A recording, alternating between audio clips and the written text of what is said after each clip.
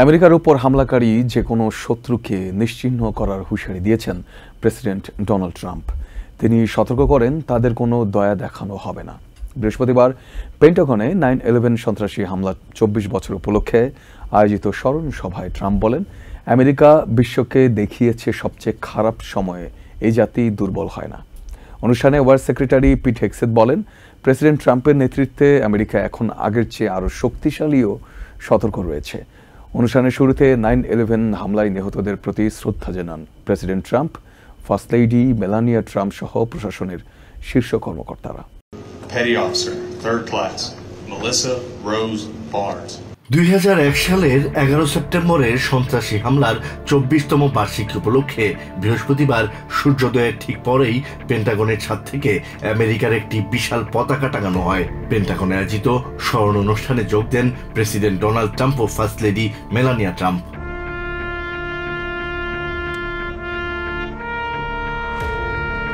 চব্বিশ বছর আগের ওই হামলায় 2977 জন প্রাণ হারায়। সেদিন আমেরিকান এয়ারলাইন্সের একটি বিমান আছড়ে পড়ে পেন্টাগনের ওপর, যাতে 184 জন নিহত হন। তাদের নাম পাঠ ও ঘণ্টা বাজানোর মাধ্যমে স্মরণ অনুষ্ঠানের সূচনা হয়।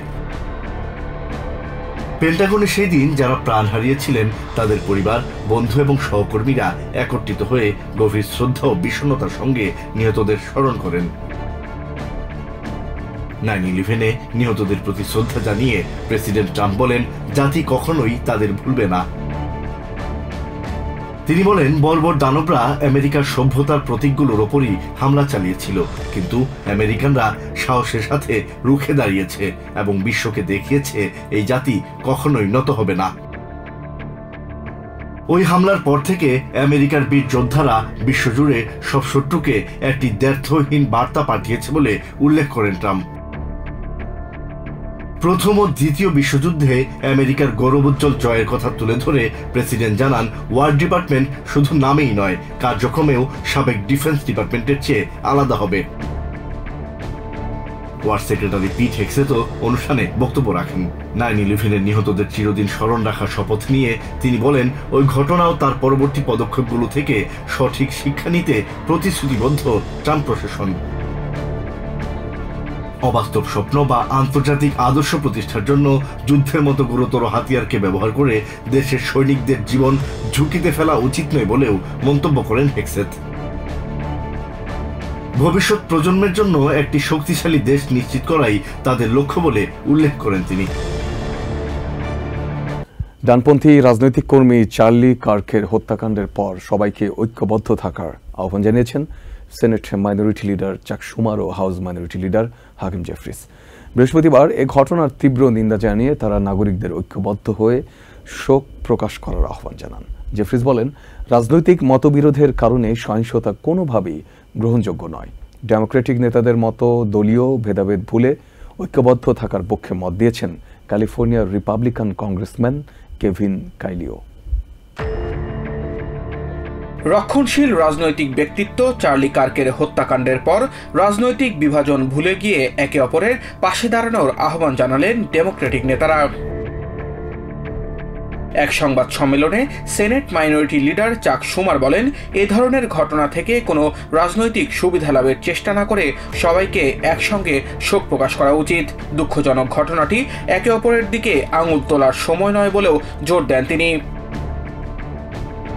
একই রকম ঐক্যের বার্তা দেন হাউস মাইনরিটি লিডার হাকিম জেফ্রিসও। তিনি বলেন, এই মুহূর্তে দেশবাসীকে ডেমোক্রেট বা রিপাবলিকান হিসেবে নয়, বরং আমেরিকান হিসেবে একত্রিত হওয়া প্রয়োজন। তিনি আরও বলেন, এই কঠিন সময়ে এমন নেতৃত্বের প্রয়োজন যা দেশকে বিভক্ত না করে বরং ঐক্যবদ্ধ করবে। রাজনৈতিক মতবিরোধের জেরে সহিংসতা কোনোভাবেই গ্রহণযোগ্য নয় বলেও মন্তব্য করেন জেফ্রিস। আরেকদিকে হাউস ফ্লোরে বক্তৃতার সময় টেক্সাসের বর্ণবাদ ও বৈষম্য নিয়ে কথা বলেন ডেমোক্রেটিক কংগ্রেসম্যান আল গ্রিন। রাজনৈতিক বিভাজন ও সহিংসতার বিষয়ে কথা বলেন ক্যালিফোর্নিয়ার রিপাবলিকান কংগ্রেসম্যান কেভিন কাইলিও। চার্লি কার্কের নৃশংস হত্যাকাণ্ডের কথা স্মরণ করে তিনি বলেন, রাজনৈতিক পার্থক্যগুলো আলোচনা, বিতর্ক এবং নির্বাচনের মাধ্যমে সমাধান করা উচিত, কোনো সহিংসতার মাধ্যমে নয়। এ সময় ভিন্ন রাজনৈতিক দৃষ্টিভঙ্গির বন্ধু ও পরিবারের সদস্যদের সাথেও বন্ধন আরও দৃঢ় করার উপর জোর দেন এই হাউস রিপাবলিকান। রক্ষণশীল রাজনৈতিক কর্মী চার্লি কার্ক হত্যাকাণ্ডের পর সহিংস হামলার হুমকির মুখে শীর্ষ কয়েকটি উচ্চশিক্ষা প্রতিষ্ঠানে নিরাপত্তা সতর্কতা জারি করা হয়েছে। বৃহস্পতিবার অন্তত 5টি কৃষ্ণাঙ্গ শিক্ষা প্রতিষ্ঠানে লকডাউন ঘোষণার কথা জানায় এনবিসি নিউজ। তবে হুমকির সত্যতার বিষয়ে পর্যাপ্ত তথ্য পাওয়া যায়নি বলে জানিয়েছে এফবিআই।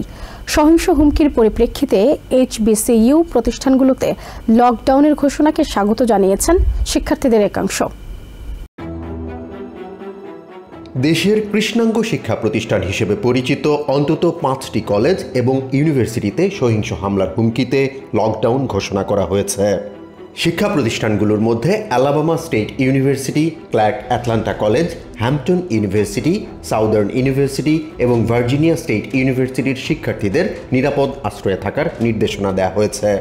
এছাড়া ক্লার্ক অ্যাটলান্টা ইউনিভার্সিটির কাছাকাছি স্পেলম্যান কলেজের শিক্ষার্থীদেরও সহিংস হামলার বিষয়ে সতর্ক করা হয়েছে। এফবিআইয়ের একাধিক কর্মকর্তার বরাত দিয়ে এনবিসি নিউজ জানায়, দেশের শীর্ষ শিক্ষা প্রতিষ্ঠানগুলোতে সহিংস হামলার হুমকির বিষয়ে পর্যাপ্ত তথ্য পাওয়া যায়নি। সহিংসতার হুমকির বিষয়ে তদন্ত চলছে বলেও জানান সংস্থাটির কর্মকর্তারা। তবে প্রাথমিকভাবে এসব হুমকি ভুয়া বলেও সতর্ক করেন তারা। এদিকে সাউদার্ন ইউনিভার্সিটি এবং ভার্জিনিয়া স্টেট ইউনিভার্সিটির কর্তৃপক্ষ লকডাউন তুলে নিলেও শিক্ষার্থীদের সতর্ক থাকার পরামর্শ দিয়েছে। হামলার হুমকির পরিপ্রেক্ষিতে শিক্ষা প্রতিষ্ঠানে লকডাউন ঘোষণাকে স্বাগত জানিয়েছেন ভার্জিনিয়া স্টেট ইউনিভার্সিটির শিক্ষার্থীরা। সেখানকার শিক্ষার্থী হ্যালে রবার্টসন জানান, 9/11-এর আগে সহিংসতার হুমকি যথেষ্ট উদ্বেগজনক। এরই মধ্যে VSUর ক্যাম্পাসে চেস্টারফিল্ড পুলিশ ডিপার্টমেন্টের সদস্যরা টহল দেয়া শুরু করেছেন। তাদের সাথে ভার্জিনিয়া স্টেট পুলিশের সদস্যরাও যোগ দেবেন বলে জানিয়েছে বিশ্ববিদ্যালয়টির একাধিক কর্মকর্তা। এদিকে লকডাউন ঘোষণার পর হ্যাম্পটন ইউনিভার্সিটির শিক্ষার্থীরাও নিরাপদ স্থানে সরে গেছেন। সহিংস হুমকির জেরে প্রতিষ্ঠানটিতে 2 দিনের ছুটি ঘোষণা করা হয়েছে বলে জানায় এবিসি নিউজ। ইউটা ভ্যালি ইউনিভার্সিটিতে বন্দুক হামলার জেরে HBCU শিক্ষা প্রতিষ্ঠানে উদ্বেগ ছড়িয়ে পড়েছে বলে ধারণা করছেন নিরাপত্তা বিশ্লেষকরা। বুধবার ইউটাতে বন্দুক হামলায় চার্লি কার্ক নিহত হওয়ার ঘটনায় কৃষ্ণাঙ্গ শিক্ষা প্রতিষ্ঠানগুলোতে সহিংসতা ছড়িয়ে পড়তে পারে বলে আতঙ্কের সৃষ্টি হয়। কার্কের নিহতের ঘটনায় সব শিক্ষা প্রতিষ্ঠানকেই সতর্ক থাকা উচিত বলে মনে করছেন একাধিক শিক্ষার্থী। কাতারের দোহায় হামলার নিন্দা জানিয়েছে জাতিসংঘের নিরাপত্তা পরিষদ। বৃহস্পতিবার এই নিন্দা প্রস্তাবের সম্মতি জানিয়েছে ইসরায়েলের অন্যতম মিত্র আমেরিকাও। বিবৃতিতে নিরাপত্তা পরিষদের 15 সদস্যর নাম উল্লেখ থাকলেও ইসরায়েলের নাম উল্লেখ করা হয়নি। কাতারের প্রধানমন্ত্রী শেখ মোহাম্মদ বিন আব্দুল রহমান আল থানি বলেন, ইসরায়েল শান্তির সম্ভাবনা নষ্ট করার চেষ্টা করছে। তারা প্যালেস্টাইনের জনগণের দুর্দশাকে স্থায়ী করতে চায় বলেও মনে করেন তিনি। জাতিসংঘে ইসরায়েলের রাষ্ট্রদূত ড্যানি ড্যানন বলেন, সন্ত্রাসীরা যেখানেই লুকিয়ে থাকুক না কেন তাদের নেতাদের বিরুদ্ধে IDF অভিযান অব্যাহত রাখবে। গত মঙ্গলবার কাতারের রাজধানী দোহায় গাজায় শান্তি প্রতিষ্ঠায় হামাস নেতাদের সাথে বৈঠকের সময় হামলা চালায় ইসরায়েল। হামলায় নিহত হন 6 জন এবং আহত হন আরও অনেকে। বৃহস্পতিবার দোহায় চালানো এই হামলার জন্য নিন্দা জানিয়েছে জাতিসংঘের নিরাপত্তা পরিষদ। নিন্দা প্রস্তাবে প্রথমবারের মতো সম্মতি জানিয়েছে ইসরায়েলের অন্যতম মিত্র আমেরিকাও। তবে বিবৃতিতে নিরাপত্তা পরিষদের 15 সদস্যের নাম উল্লেখ থাকলেও ইসরায়েলের নাম উল্লেখ করা হয়নি। জাতিসংঘে ভারপ্রাপ্ত আমেরিকান অ্যাম্বাসেডর ডরোথি শিয়া বলেন, কাতারে একতরফা বোমা হামলা মানে আমেরিকা বা ইসরায়েলের লক্ষ্যকে এগিয়ে নিয়ে যাওয়ার পথে বাধা। এই ঘটনার মাধ্যমে জিম্মিদের মুক্তি পাওয়া আরও কঠিন হয়ে পড়েছে বলেও জানান তিনি। A sovereign nation working very hard and bravely taking risks alongside the United States to broker peace does not advance Israel's or America's goals. তবুও ইসরায়েলের প্রধানমন্ত্রী বেঞ্জামিন নেতানিয়াহু প্রেসিডেন্ট ট্রাম্পের কাছে গতকাল টেলিফোনে তার শান্তির জন্য আকাঙ্ক্ষার কথা পুনর্ব্যক্ত করেছেন বলে জানিয়েছেন জাতিসংঘে নিযুক্ত ভারপ্রাপ্ত আমেরিকান রাষ্ট্রদূত। একই সঙ্গে প্রেসিডেন্ট ট্রাম্প কাতারের প্রধানমন্ত্রীকে আশ্বস্ত করেছেন তাদের মাটিতে আর এমনটি ঘটবে না বলে জানিয়েছেন Dorothy. The president assured the emir as well as the prime minister of Qatar that such a thing would not happen again on their soil. Israel শান্তির জন্য যে কোনো সম্ভাবনাকে নষ্ট করার চেষ্টা করছে বলে মন্তব্য করেছেন কাতারের প্রধানমন্ত্রী শেখ মোহাম্মদ বিন আব্দুল রহমান আল থানি। তারা প্যালেস্টাইনি জনগণের দুর্দশাকে স্থায়ী করার চেষ্টা করছে বলেও মন্তব্য করেন তিনি। لقد اجتمع الوفد التفاوضي لحركة حماس তবে জাতিসংঘে ইসরায়েলের অ্যাম্বাসেডর ড্যানি ড্যানন বলেন, সন্ত্রাসীরা যেখানেই লুকিয়ে থাকুক না কেন তাদের বিরুদ্ধে আইডিএফ অভিযান অব্যাহত রাখবে। Israel will not. We will act against the leaders of terror wherever they are hiding. বৈঠকে উত্তেজনা কমানোর উপর জোর দিয়েছেন নিরাপত্তা পরিষদের সদস্যরা এবং কাতারের প্রতি সংহতি প্রকাশ করেছেন। নিউ ইয়র্কের 9/11 মেমোরিয়ালে আনুষ্ঠানিকভাবে নিহতদের প্রতি রাজনৈতিক নেতৃবৃন্দের পাশাপাশি বিপুল সংখ্যক দেশি বিদেশি পর্যটক শ্রদ্ধা জানান। ভাইস প্রেসিডেন্ট জেডি ভ্যান্সের অনুষ্ঠানে যোগ দেওয়ার কথা থাকলেও শেষ মুহূর্তে তিনি ইউটা ইউনিভার্সিটিতে নিহত চার্লি কার্কের পরিবারকে সমবেদনা জানাতে যান। শোককে শক্তিতে রূপ দিতে আগামীতে আরও ঐক্যবদ্ধ আমেরিকার প্রত্যয় ছিল তাদের কণ্ঠে।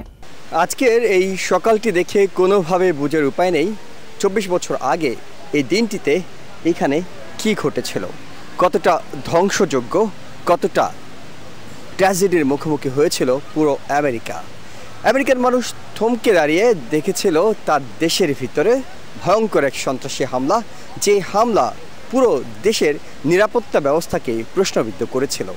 2001 সালে ঘটে যাওয়া ভয়াল সেই স্মৃতির কথা এখনো ভুলতে পারেননি ফায়ার ডিপার্টমেন্টের স্বেচ্ছাসেবক হিসেবে কাজ করা মানুষটি। So I was here as a volunteer firefighter. I spent 3 days here and I come every year. Yeah, it was terrible, yeah. সকাল 8:46 প্রথম নীরবতা পালনের মধ্য দিয়ে এই সময়ের স্মৃতিচারণ শুরু হয়। পুলিশের কুচকাওয়াজ আর বিয়োগলের করুণ সুরে এই সময় বিষাদময় এক পরিবেশের সৃষ্টি হয়। এরপর এক একে পাঠ করা হয় ম্যানহাটনের ওয়ার্ল্ড ট্রেড সেন্টারে 2টি বিমান হামলায় নিহত 2977 জনের প্রত্যেকের নাম। অনুষ্ঠানে শ্রদ্ধা জানাতে যোগ দেন নিউ ইয়র্কের গভর্নর কেথি হুকুল, নিউ জার্সির governor feel Murphy, city mayor Eric Adams, mayor প্রার্থী জোরান মামদানি, অ্যান্ড্রু কুমো। গত সপ্তাহে সড়ক দুর্ঘটনায় আক্রান্ত সাবেক মেয়র রুডি জুলিয়ানি আসেন হুইল চেয়ারে চড়ে, ছিলেন FBI ডিরেক্টর ক্যাশ প্যাটেলও। এই সময় বিপুল সংখ্যক সাধারণ মানুষ শ্রদ্ধা জানান ভয়াল এই হামলায় নিহতদের। 24 years ago on this day, I was in Indiana and was watching on TV and it broke my heart. So I will never forget. So it's wonderful to be here on 9/11. So I'm here with my family reunion. But here 24 years later, while I'm sitting here looking at the actual South Tower, and I'm thinking to myself, what a moment. You know, I'll truly never forget. I came from Turkey to visit here. It's a really bad situation for this loss. Rest in peace. I'm honored to be here actually. It's actually also a sad day. You know, I was in New Jersey and I was in school and it came on the news and yeah, it took me by surprise.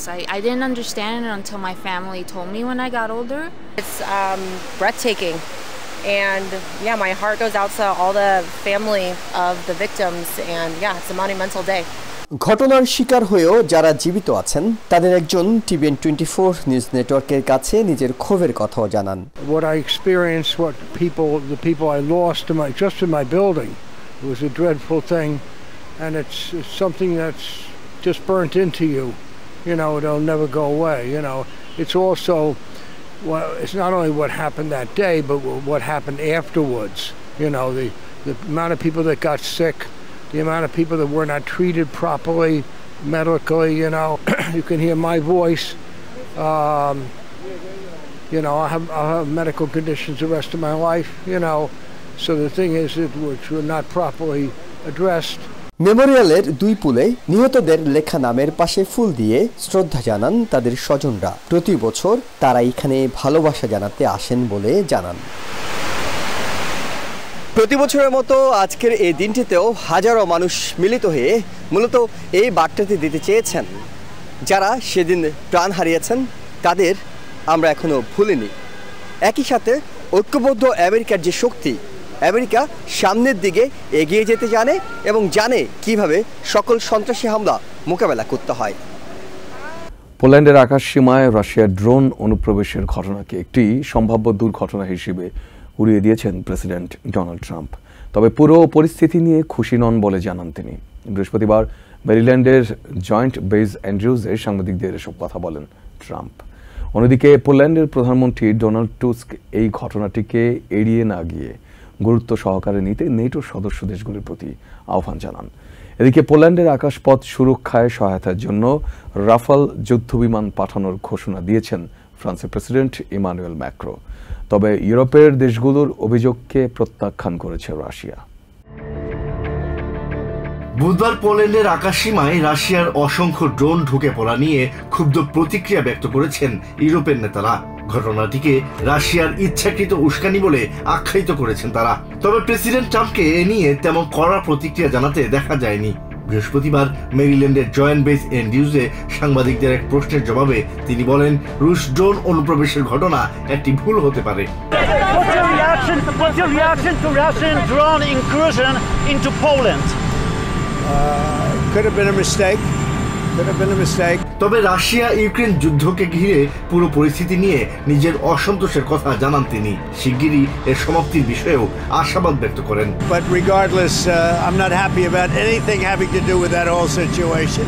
But hopefully it's going to come to an end. অন্যদিকে পোল্যান্ডের রাজধানী ওয়ার্সোতে সংবাদ সম্মেলনে দেশটির প্রধানমন্ত্রী Donald টুস্ক বলেন, Russia উস্কানি দিতেই এই ঘটনা ঘটিয়েছে এ বিষয়ে তারা পুরোপুরি নিশ্চিত। কিছুই ঘটেনি এমন ভান করে বিষয়টি এড়িয়ে না যেতেও মিত্রদের আহ্বান জানান তিনি।